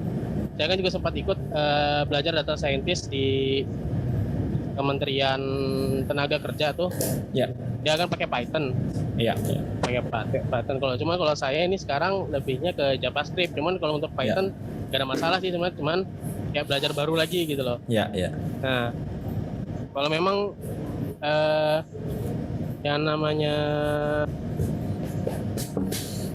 suatu pemrograman itu sendiri pasti kan beda-beda tuh frameworknya ya. Nah, yang saya tanyakan itu apa bisa nggak nih kira-kira penerapan yang di Python terus diterapkan lagi di ini JavaScript gitu loh. JavaScript, ya. Nah, kita mau tapi on premise lah jatuhnya lah. Ya, ya. On premise gitu dibuat di JavaScript buat nganalisa data, tapi pakainya JavaScript. Ya, ya. Karena lebih enaknya pakai JavaScript daripada pakai Ya, Python. ya, ya. Karena familiar JavaScript ya. Nah, familiar JavaScript, lebih hafal sintaksnya gitu. Ya. Oke. Kira-kira bisa nggak? Apakah harus menggunakan teknologi yang sudah diajarkan, ya misalnya harus pakai NoSQL atau harus MySQL gitu? Ya. Kan ada juga masih yang pakai nyimpan data di MySQL ya. Ya. Apakah sama perlakuannya yang ketika kita pakai NoSQL atau yang MySQL gitu? Atau yang masih pakai PostgreSQL yang seperti itu? Ya. Ya. Ya. Ya kurang lebih seperti itu sih. Oke, siap. Terima kasih banyak Mas Kasful. Saya langsung jawab ya. Jadi seperti ini Mas Kasful. Jadi penggunaan tools itu sebenarnya sangat bergantung kepada jenis projectnya juga kayak gitu. Jadi ada beberapa klien yang memang mensyaratkan, oh saya punya environment infrastruktur dari awal JavaScript kayak gitu. Jadi mau nggak mau harus harus menggunakan JavaScript. Tapi ada juga nanti klien, infrastruktur saya dari awal tuh menggunakan Python gitu. Jadi ya mau harus ke Python. Nah ini salah satu kemampuan soft skill ya, kalau bisa saya bilang ya soft skill dari seorang digital talent ya di dunia industri kita hari ini itu agility. Jadi kita harus agile terhadap skill-skill yang related dengan IT dan bahasa pemrograman itu sebenarnya kalau saya lihat hanya sebagai tool saja ya. Jadi kalau kita paham konsep bahasa pemrogramannya, konsep yang dibawa itu yang dipegang, jangan toolsnya ya, jangan toolsnya itu bisa dibawa ke bahasa pemrograman mana gitu. Ya, ambil contoh seperti saya dulu waktu kuliah S1 ilmu komputer saya nggak belajar R dan Python, nggak belajar SQL, MySQL, saya hanya belajar Java aja, Java sama C++ kayak gitu. Tapi toh akhirnya saya tetap bisa pindah shifting bahasa pemrograman karena sebenarnya bahasa pemrograman di mana-mana itu sama. Analoginya sama seperti bahasa kayak gitu. Logika bahasa Indonesia, bahasa Inggris itu kan ya sama kan ya. Sama aja itu untuk metode komunikasi kita ya. Yang membedakan adalah bentuknya saja kayak gitu. Dan jangan pernah terpaku sama tools karena tools itu pasti dengan mudah berganti kayak gitu. Mudah itu berganti. Konsep bahasa pemrograman yang perlu kita pegang kayak gitu. Itu jadi menurut saya perlu kita juga punya prinsip ya bahwa menjadi agile sebagai seorang talenta digital. Seperti itu Mas Kasful. Butuh agile ya, perubahan ya, itu harus agile. Ya kalau kita ngomong terima kasih Mas Chris. Dinosaurus kalah ya sama kecoa. Betul. Kecoa itu termasuk bandang purba loh, tapi iya. Memang benar sih, memang kalau kondisi sekarang tuh emang harus belajar dengan cepat sih. Betul. Itu dialami semua orang. Gak bisa kita belajar satu linear gitu aja gitu. Betul. Yang pentingnya di fundamentalnya dasarnya dapat ya. Ya, fundamentalnya dasar dapat mana-mana pun ya. Mau pakai ini yang penting logiknya dapat, nah itu bisa kemana-mana. Oke. Betul.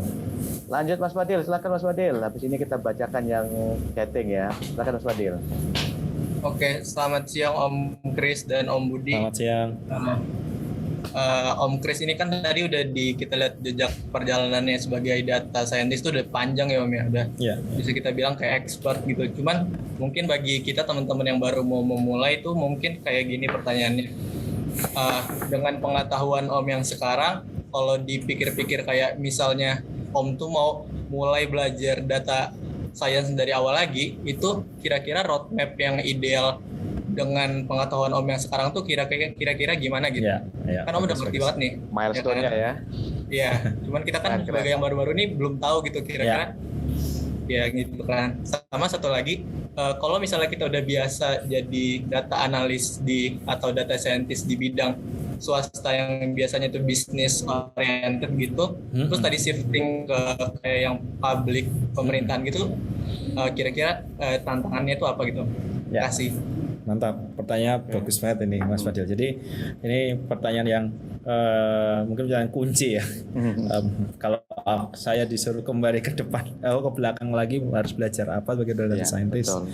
Itu sebenarnya mungkin saya mulai dari ceritanya ini. Dulu di tahun 2012 waktu saya awal-awal SMA itu saya sempat dimintai tolong oleh guru BK saya dulu ya di SMA untuk melakukan ini proses input data raport untuk SNMPTN kayak gitu. Nah dari situ saya tahu konsep ini tuh sebenarnya data acquisition kayak gitu, data acquisition. Dan sebelumnya saya senang mendalami bahasa pemrograman dan komputer kayak gitu. Nah waktu masuk ke kuliah mengenal mata kuliah Big Data Analytics dan masuk di dalamnya, saya jadi tahu bahwa ternyata sistem informasi dengan menggunakan teknologi itu tuh sebenarnya ingin mengolah data ini tadi ya, tapi awalnya tetap harus di data akuisisi di atas kayak gitu. Nah proses pembuatan sistem informasi data acquisition ini itu memang lagi nge-hype-nya 7-8 tahun yang lalu ya Master ya, pasti Master tahu itu di industri data dulu sangat nge-hype pembuatan sistem informasi. Nah sekarang di tahun 2020-2021 semua orang punya sistem informasi, semua organisasi punya sistem informasi, punya data yang disimpan di di database. Terus mau diapain nih datanya? Nah pertanyaan kan seperti itu. Nah jadi belajarnya itu mungkin gini Mas Fadil, saya lebih senang belajarnya itu learning by doing karena itu lebih masuk di kepala dengan mudah kayak gitu. Misalnya Mas Fadil punya punya kesempatan untuk masuk dalam magang, apalagi sekarang terfasilitasi lewat kampus Merdeka ya MBKM ya, itu masukin aja ke perusahaan-perusahaan utamanya perusahaan-perusahaan di industri data kayak gitu. Supaya nanti Mas Fadil dan rekan-rekan juga yang ingin masuk ke dalam dunia data analitik itu bisa melihat secara langsung real di lapangan itu seperti ini kayak gitu. Itu yang saya tidak punya itu dulu. Saya tidak punya itu. Jadi saya menemukan pengalaman real industri data itu seperti ini tuh setelah lulus kuliah kayak gitu. Hari ini sekarang lewat Kementerian Pendidikan dan Kebudayaan lewat MBKM itu sangat terfasilitasi itu anak-anak bisa melihat real industri teknologi dan data sekarang itu seperti ini kayak gitu. Nah, kalau ditanya tadi Mas Fadil gimana caranya kalau pengen belajar lagi dari awal ya. Nah, sekarang ada kesempatan yang magang tuh dari Kemendikbud, pakai aja magang itu supaya Mas Fadil bisa tahu dengan lebih cepat ya dari industri data seperti apa. Karena apa yang diajarin di kampus tuh berbeda sekali dengan dunia industri. Bukan saya ngomong loh ya. Saya sampaikan ke rektor UGM ini. Siap. Saya ngomong. Itu masalah di mana-mana. Kayak gitu. Itu yang pertama. Kemudian tadi yang kedua pertanyaan apa ya Mas Fadil ya? Untuk perubahan misalnya kita yang udah terbiasa di sektor bisnis gitu. Siap. Nah ini kalau di sektor private dan sektor publik ini perbedaan besarnya hanya satu Mas Fadil. Kalau di sektor private semua keputusan bisnis, semua proses organisasi, semua data yang dikumpul itu tujuannya cuma satu, demi meningkatkan profitabilitas usaha kayak gitu. Tapi kalau di sektor publik goalnya nggak cuma satu, bisa 2, 3, 4, 10, 15 tergantung stakeholdernya kayak gitu. Misalnya ambil contoh, kita ingin membuat tadi itu data bantuan sosial ya, cleansing data bantuan sosial. Itu stakeholdernya banyak sekali kayak gitu. Ada dari dinas sosial kayak gitu. Yang mungkin kalau kita melakukan proses cleansing data itu akan membuka borok-boroknya mereka. itu kejadian kayak gitu. Tapi dari sisi lain DPR yang membuat anggaran kayak gitu. Wah ini kalau buat data cleansing kayak gini aku nggak dapat bagian. Itu biasanya juga kayak gitu. Banyak tujuan di dunia sektor publik yang mungkin kompleksitasnya jauh lebih tinggi daripada di sektor sektor private kayak gitu.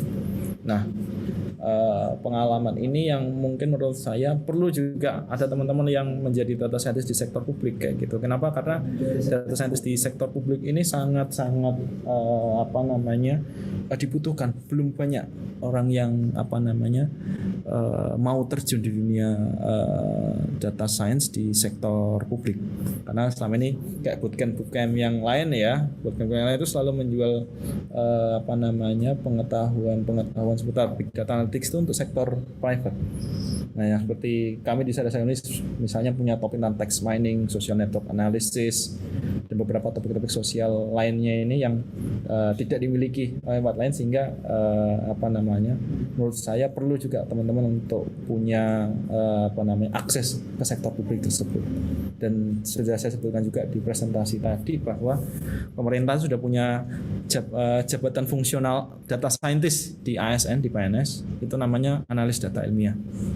Mungkin nanti PNS di Provinsi Kalimantan Timur ya, Coach Budi bisa ada jabatan fungsional analis data ilmiah ini. Kemudian mungkin saya berikan contoh. Nah, teman-teman bisa lihat buku ini. Bukunya nggak kelihatan ya. Tak hilangkan virtual background-nya dulu. Nah, ini bukunya. Bukunya ini Public Policy Analytics. Nah, ini karangannya Ken Stef. Ini salah satu buku panduan untuk penggunaan data analitik di bidang sektor publik. Nah, ini teman-teman bisa baca. Ini bukunya free, gratis, ada di internet. Bisa di-download. Mungkin seperti itu, Mas Fadil. Makasih banyak, pertanyaan yang keren. Oke, makasih Mas Fadil. Ya. Lanjut kita bacakan yang ada di chat. Ini ada dari Mas Chandra. Ya. Izin tanya Mas, apakah ilmu data science ini bisa juga kita dalami jika kita bukan berkuliah di bidang ilmu IT? Sangat. Sangat bisa nih ya. Sangat bisa, karena pada dasarnya itu setiap ilmu mengkoleksi data kan Mas Andra. Mau ilmu sosial, mau politik, mau ekonomi bisnis, mau psikologi. Ini psikologi lagi ngetrennya menggunakan data science atau big data analytics. Kenapa? Facebook ya? Betul. Facebook itu meng-hire PhD atau dokter-dokter di bidang psikologi. Buat apa? Buat membuat algoritma supaya user di Facebook itu tuh bisa bertahan dan mau lengket dengan penggunaan aplikasinya gitu. Karena KPI dari perusahaan Facebook kan customer retention rate itu ya, engagement ya. Engagementnya itu di ada ilmu psikologinya, dan itu namanya psikometri ilmunya, psikometri. Dan itu riset-riset ke arah sana itu sekarang sedang sangat-sangat berkembang. Kemudian yang berikutnya kalau misalnya di dunia ekonomi dan bisnis, salah satunya adalah saham ya. Tentang saham ini lagi tren ya, saham. Kita prediksi harga saham itu menggunakan algoritma deep learning, menggunakan time series and forecasting gitu. Dan itu menggunakan metode-metode metode-metode statistik dahulu, pasti dipelajari oleh Prof. Eka dulu waktu belajar matematik ya di saat S1. Tapi sekarang di elevate lagi, datanya udah gede banget kayak gitu. Datanya ratusan giga, mulai dari pembukaan IPO pertama perusahaan sampai hari ini. Dan itu harus menggunakan algoritma deep learning untuk melakukan prediksi terhadap harga saham tersebut. Jadi sangat terbuka ilmu data science itu untuk teman-teman yang kuliahnya bukan di bidang ilmu IT. Seperti itu Mas Chandra, moga-moga membantu untuk menjawab. Oke, semoga Mas ini ya menjawab ya Mas Chandra. Selanjutnya ini dari Mas Barlian Kurdianto. Dalam dunia IT atau company, seberapa penting persentase bagian dan apa yang terjadi jika ilmu data science tidak dijalankan dengan baik? Oh ya, oke. Ya, Mas Valian Kurdianto, terima kasih. Nah, kalau di dunia bisnis itu ada namanya ini ya, kalau kita belajar Prof. Eka ini, karena Prof. Eka MBA pasti tahu nih, strategic management ya Prof. Eka ya. Maksudnya business intelligence ya? Maksudnya ya? Ya, betul. Jadi ada namanya keunggulan kompetitif, ya kan? Keunggulan kompetitif. Nah, sekarang di dunia hari ini perusahaan-perusahaan yang punya data besar dan punya teknologi yang besar dan juga talenta digital yang baik, itu pasti memiliki keunggulan kompetitif di dalam industri di sektor yang sama kayak gitu, sehingga membuat mereka mungkin bisa mengenerate more revenue kayak gitu, more revenue. Nah, jadi makanya kenapa sekarang banyak sekali lowongan data scientist, data engineer, data analis di perusahaan-perusahaan ya, karena mereka ingin mencapai keunggulan kompetitif ini tadi, meleverage data sebagai panduan keputusan dalam bisnis. Seperti itu. Oke, itu semoga membantu Mas Barlian ya. Mantap. Oke, kita lanjut ini ke Mbak Mary Ani. Kak, apakah dalam data science itu di dalamnya juga diperdalam mengenai cyber security data? Oh, ya. Oke. Wah, ini topik yang menarik karena barusan kami di Sadasarmi juga membahas, jadi beberapa BSN ya, Badan Cyber ya waktu ini ya kita bekerja sama dengan dua stakeholder, Master Budi dan juga Mbak Meriani. Jadi kita kemarin Sadasa bekerja sama dengan Badan Siber Sandi Negara yang sangat aware dengan dunia data analitik, dan yang kedua dari ini Pandi, pengelola nama domain internet Indonesia. Ya, nama domain internet Indonesia. Nah, beliau-beliau yang ada di BSSN dan Pandi ini itu bekerja sama dengan kami di Sadasa Academy untuk dimintakan bantu mengolah data-data terkait cyber security ini, karena serangan-serangan itu ternyata mereka koleksi datanya, serangan dari mana-mana, dan luar biasa itu datanya, gede, pakai banget kayak gitu. Kita bayangkan sendiri ada 270 juta rakyat Indonesia dan indeks pengguna indeks kepemilikan handphone tuh 1,3. Jadi ada beberapa orang yang yang punya dua device double ya. 300 jutaan ya. Wah, banyak banget kayak gitu. Sehingga ini yang membuat dunia data science itu bisa masuk ke dalam cyber security kayak gitu. Misalnya untuk memprediksi perilaku serangan cyber kayak gitu. Jenis-jenis serangan cyber itu sudah didefinisikan oleh teman-teman di BSSN kayak gitu. Ada malware, ada phishing dan lain sebagainya. Nah, ini yang yang membuat enaknya dunia data science bisa masuk ke ilmu manapun kayak gitu. Nah, tergantung teman-teman pengen menekuni ilmu yang mana nih kayak gitu. Tergantung minat pribadi dan juga latar belakang pendidikan. Gitu. Jadi kalau ditanya cyber security apakah bisa dimasuki oleh data science, sangat bisa dan sudah dilakukan. Jadi kalau dikatakan ini lagi seksi-seksinya ya, banyak yang cari ya. Seksi. Banyak yang nyari. Jadi rebutan gitu ya. Demand-nya banyak tapi supply-nya kecil nih. Jadi ya. Teman-teman dari di balik papan nih harus ikut meramaikan juga.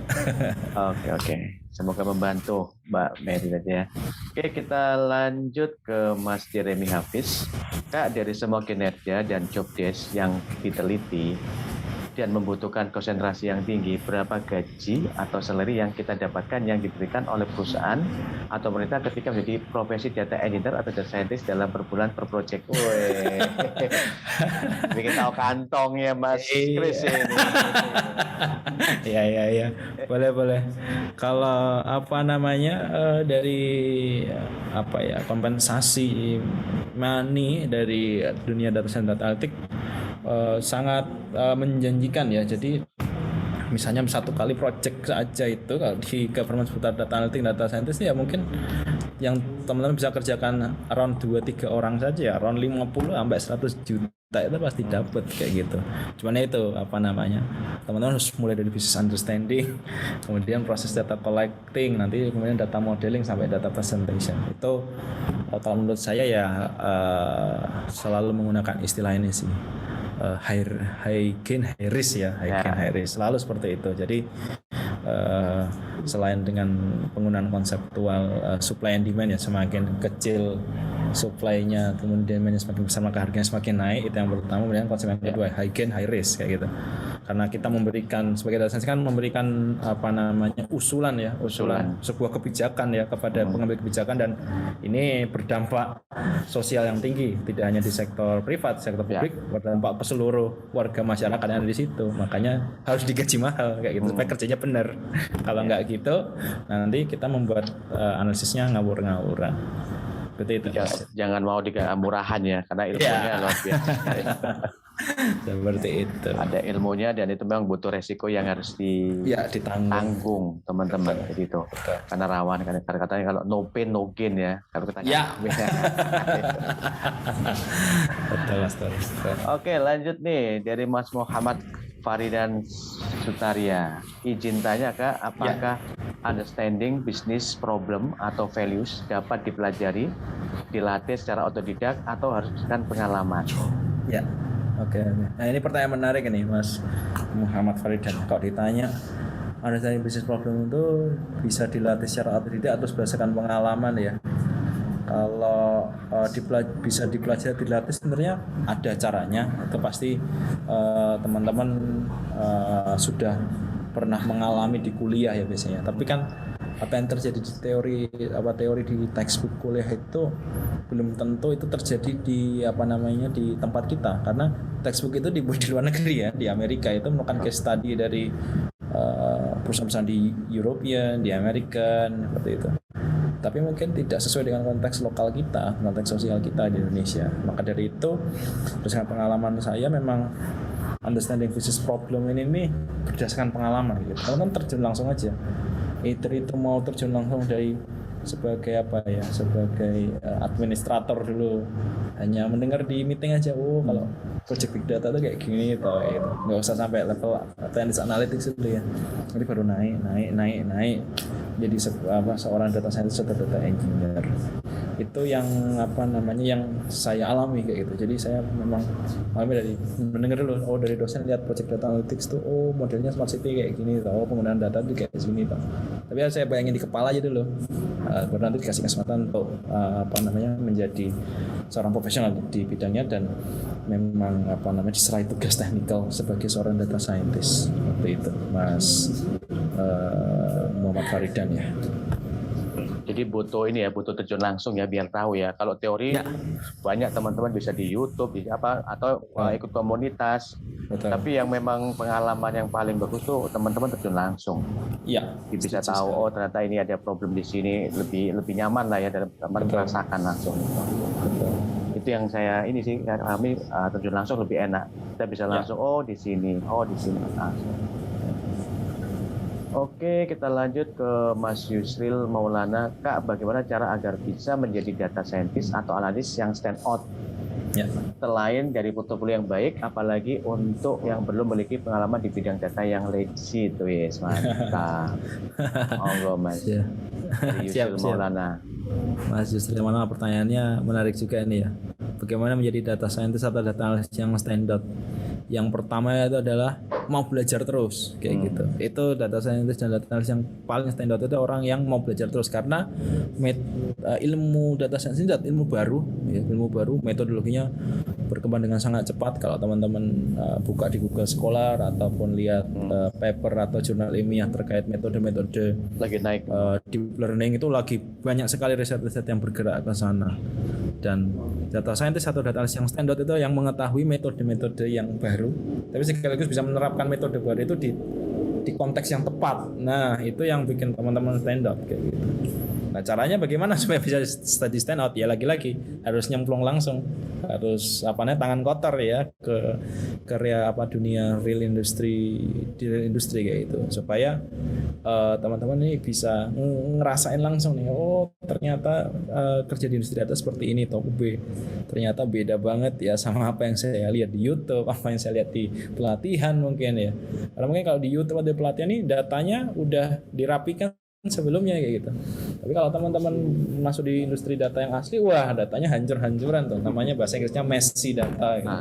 Itu teman-teman harus mengolah dengan kreativitasnya sendiri, menggunakan kode-kode yang mungkin nggak ditemukan di training manapun ataupun di video learning apapun, baik di YouTube maupun di platform pembelajaran lain. Memang hands on itu wajib dilakukan. Oke, semoga membantu menjawab ya Mas Yusril Maulana. Oke, kita lanjut ke Mas Prayoga Yudhistira. Kak, pertanyaan saya tentang data science. Apa di dalam data science ini sangat butuh pemahaman tentang semua ilmu, mulai seperti ilmu IT, maths, dan ilmu data. Jikalau kita hanya memahami tentang satu bidang, tetapi teman memiliki ilmu tentang bidang lain, akan tetap bisa kolaborasi, ini bahasanya ya. Ya, betul.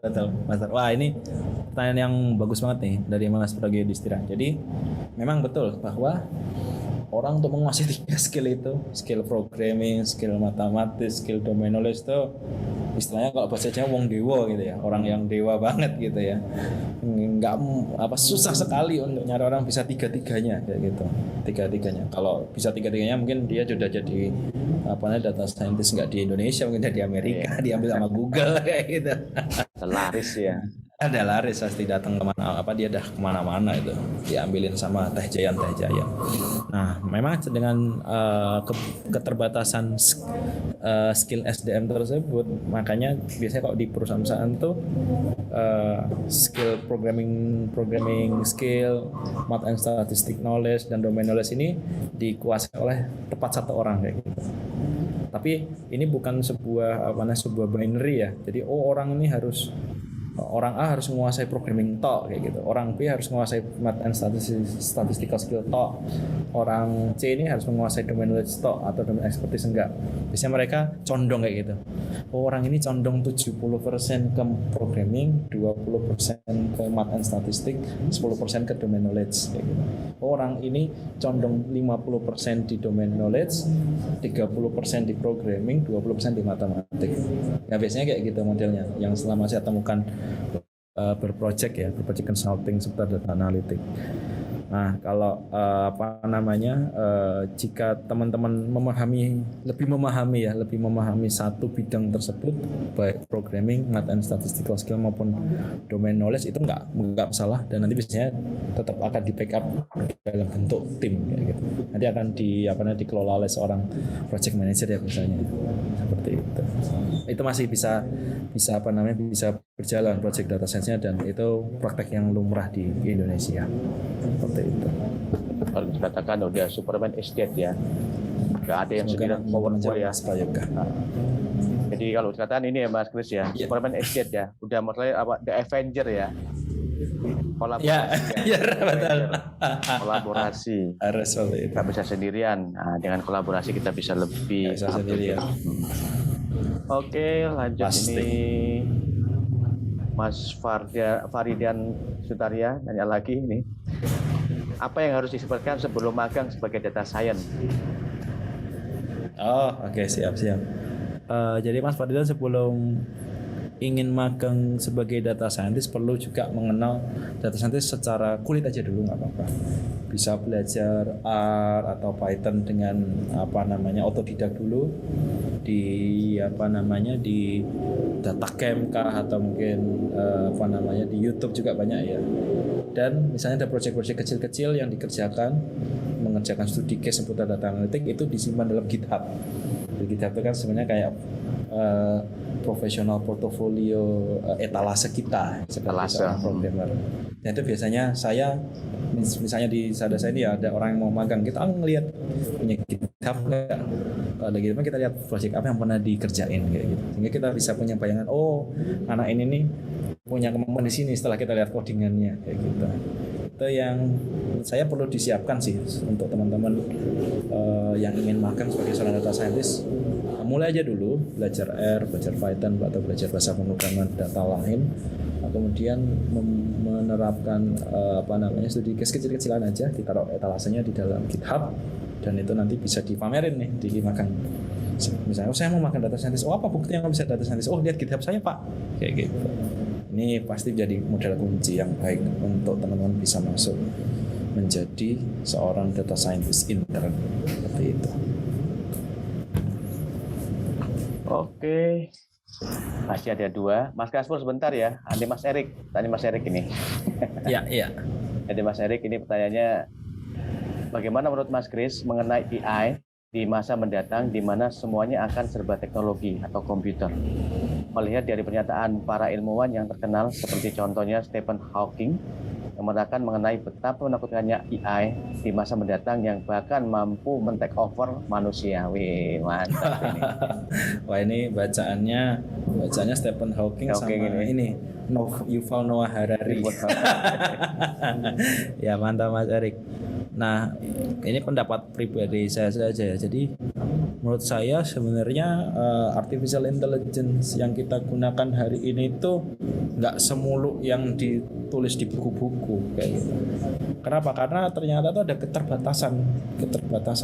Yang utama adalah keterbatasan terhadap data kayak gitu.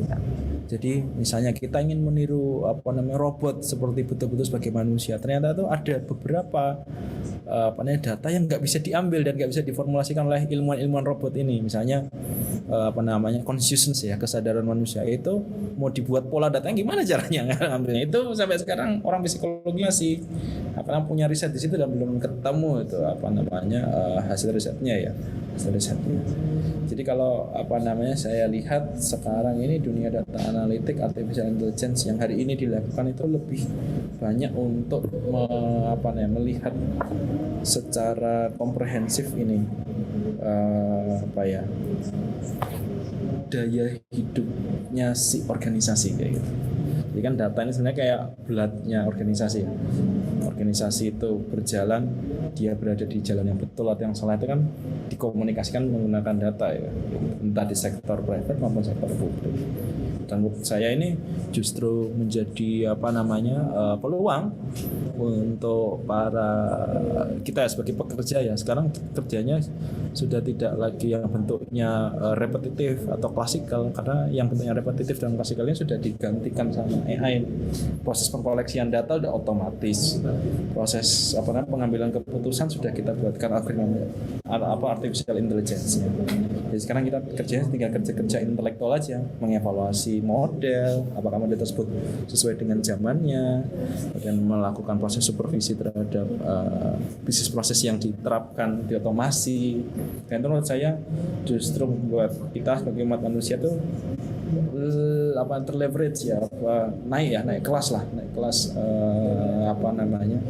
jenis pekerjaannya. Kita tidak lagi bekerja secara monoton, tapi memang kerjanya intelektual kayak gitu. Dan hari ini seperti teman-teman tahu, perusahaan-perusahaan yang menggunakan intelektualitas sebagai aset utamanya bukan lagi bangunan, bukan lagi tanah, itu memiliki market value yang luar biasa ya di sektor di publik sebagai perusahaan yang listing di pasar saham, dan ini luar biasa kayak gitu. Jadi sekarang knowledge kita itu betul-betul dihargai. Valuasinya besar sekali.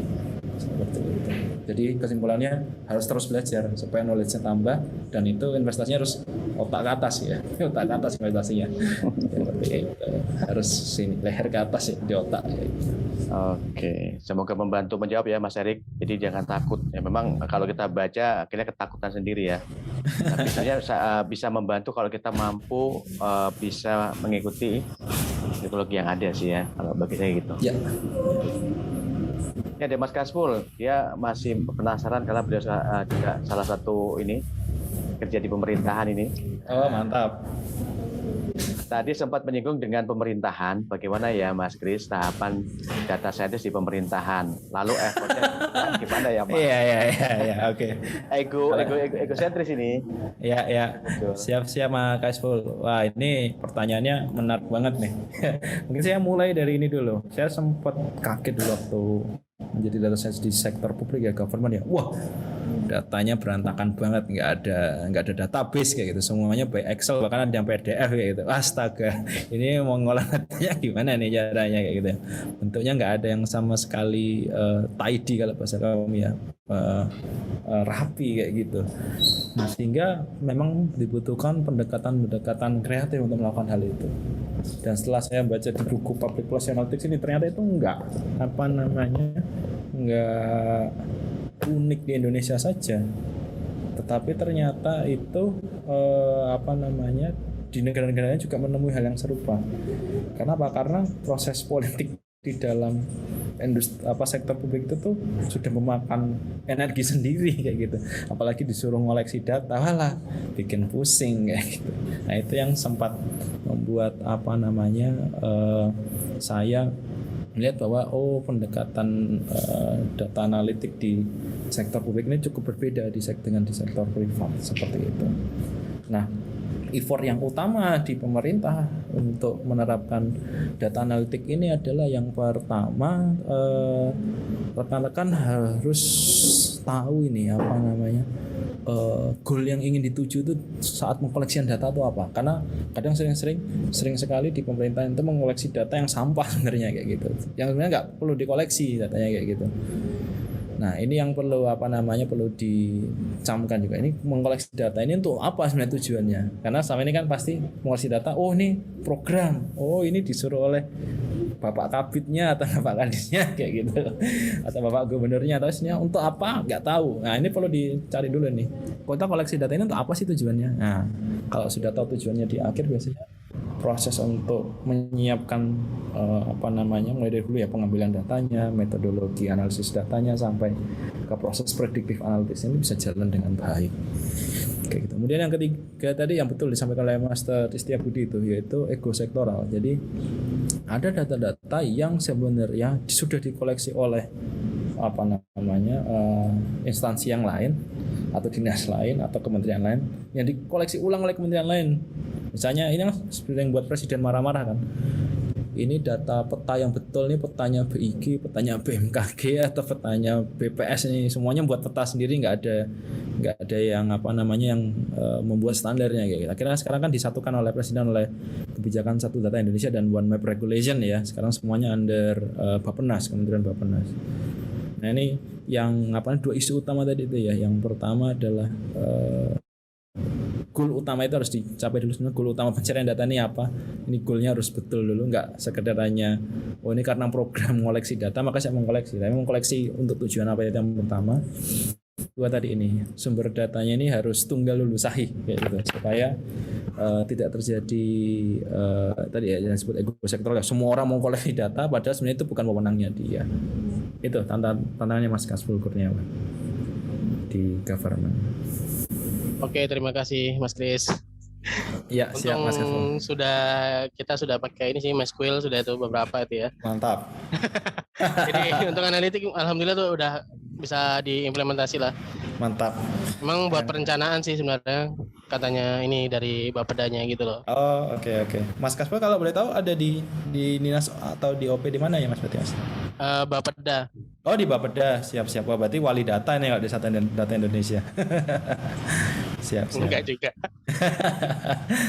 Oke. Oh, punya master masih commute aja. Oh, dia wali data itu. Oh, mantap. Saya juga kemarin sempat diundang sama Satu Data Indonesia, jadi tahu pembagiannya. Kalau kita ngomong Satu Data kan ada wali data ya, semua boleh punya data, tapi walinya ini yang boleh menjas atau enggaknya kan situ. Betul. Tapi memang masih ada egosentris ya. Ini punya saya ini. Itu yang kadang-kadang harus perlu diinikan bahwa datanya memang satu pintu, tapi siapa yang boleh, nah itu yang memang perlu dijas di situ bareng. Betul, setuju sekali. Oke, tidak terasa nih. Prof Eka mau ada pertanyaan nih? Monggo Prof. Nah, silakan Prof Eka. Tapi nggak dapat top up ya, malu sama. Silakan Prof Eka. Prof Eka. Wah, mana ini? Lagi ditinggalin ini.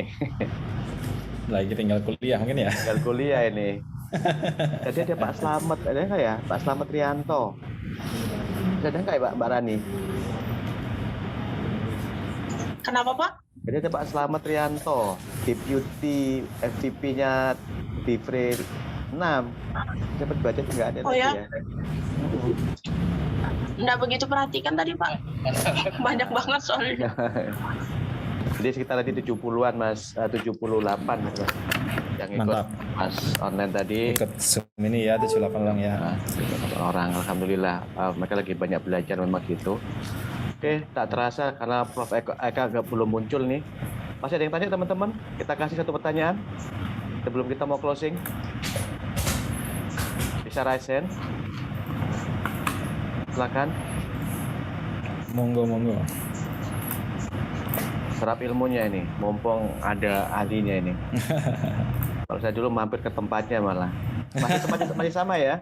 Masih sama. Belum pindah kan? Belum pindah. Gila kalau bahasa saya mau sudah lah. Boleh. Siap. Saya tunggu. Lagi skripsi dia.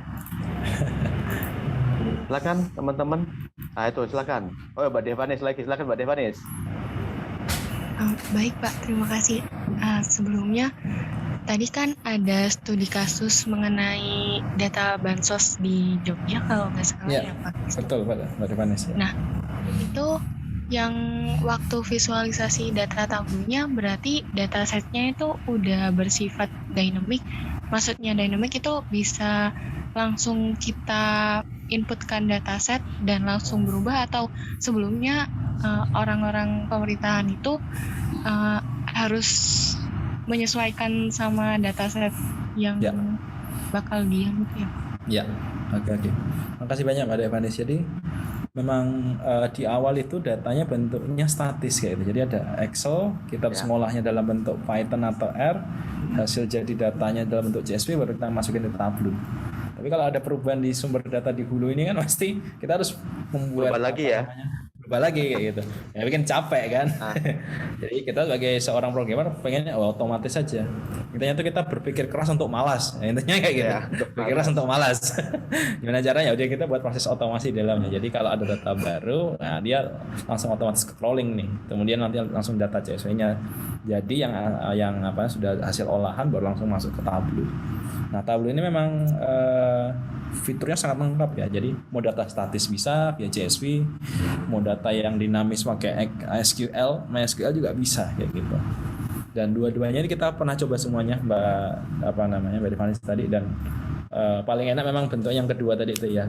Datanya bisa dinamis sehingga kalau ada perubahan, ya udah kita tetap mantau servernya aja, nggak usah mulai ngoding lagi.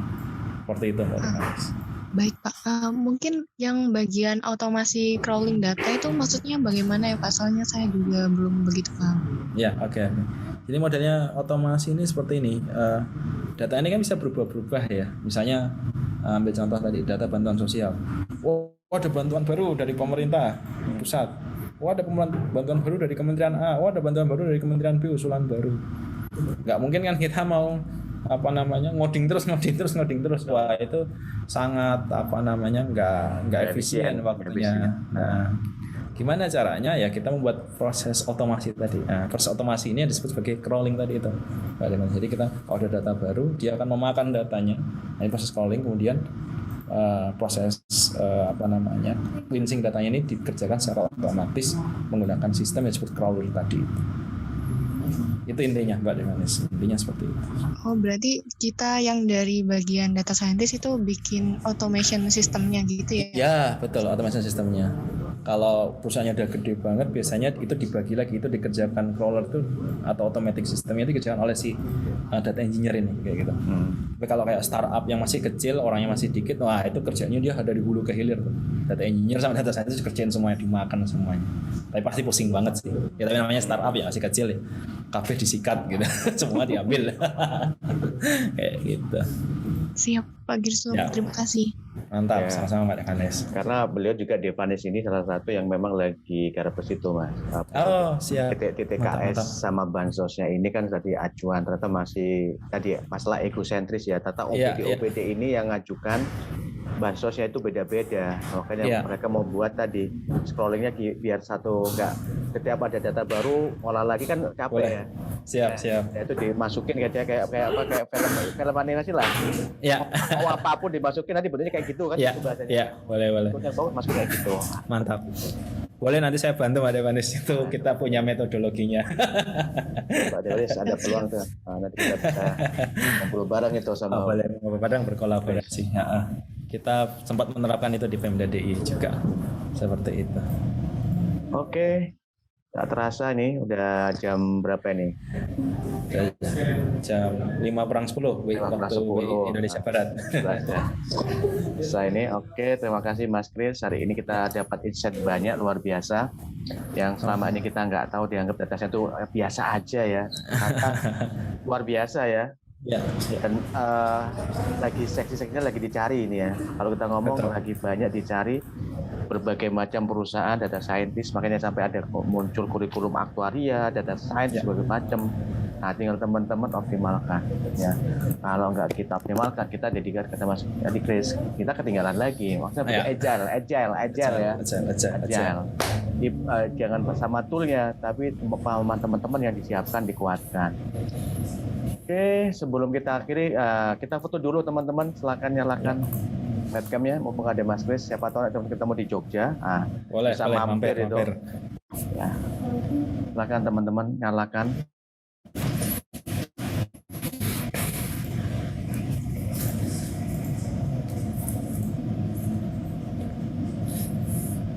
Mas Gani Naruto, jadi Naruto Mas Gani.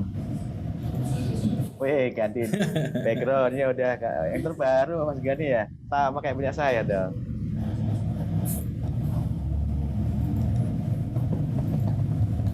Oke, silakan Mbak Rani. Mbak Rani, Iya Pak, udah siap untuk di capture? ini masih banyak yang tutup kamera. Ayo teman-teman, silakan, ada 3 slide untuk nyalakan Lagi Mas. Bisa kamu pakai webcamnya biar kita bisa capture, mumpung ada Mas Kris. Nah, kita belajar banyak. Nanti kita minta juga insight khusus nanti sama Mbak Devanis ya. Nanti ngobrol bareng. Ya. Siap. Nah, itu ada Mas Alfian dari Icon juga itu. Wah, dari Icon Plus lengkap nih. Ini ada dari Udayana ada. Mas Kris. Ini Dari Udayana juga ya. Ada dari tadi Mbak Dewa Mantap. dari Muhammadiyah Malang ya. Mantap, Ada mantap. dari PENS, lengkap nih kita ini. Semuanya hadir nih. Ada ini. Ada yang dari 11 Maret. Ada yang dari STTB, ini Mas Ivan Rangka, Bandung. Ada yang dari Melawarman. Melawarman juga ya. Lengkap. Mantap. Ada dari ITK tadi. Tempatnya Pak Eka ya. Ya, Pak Eka. Beliau dosen di sana juga. Ini ada ITK nih Mbak Elo ini, yang salah satu juga tim untuk sama Mbak Devanis. Ada Mas Iqbal juga. Mantap. Oke, Mbak Rani, Keren udah ya, Mbak Rani. Rani. Bisa diambil Mbak Rani. Slot 1, Oke. Mbak Mas Freddy Ya. udah itu. Diambil silakan. 1, 2, 3. Oke, slide 1 ya. Slide kedua.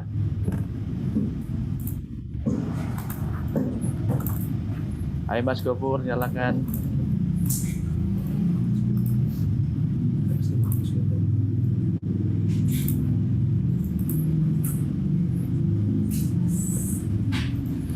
Udah Mbak Rani sampai slide 3.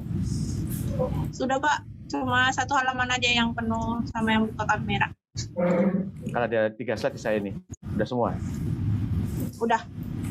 Oke, terima kasih. Mas Kris, nanti aku minta itunya bisa ya, PowerPoint-nya ya. Karena ada yang minta tadi. Boleh.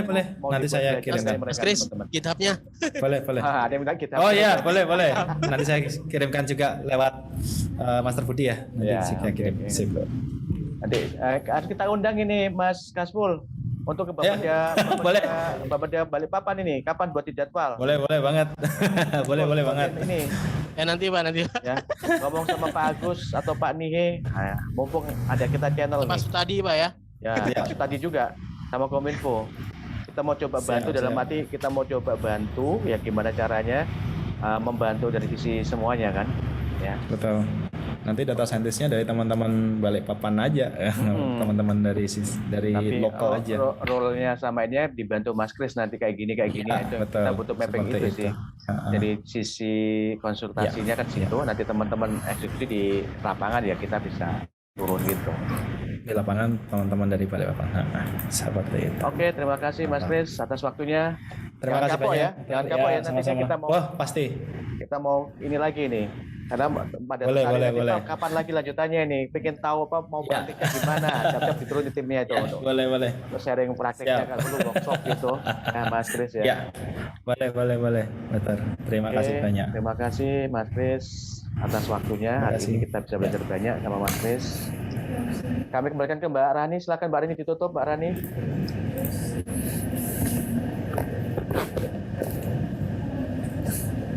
Rani. Pak?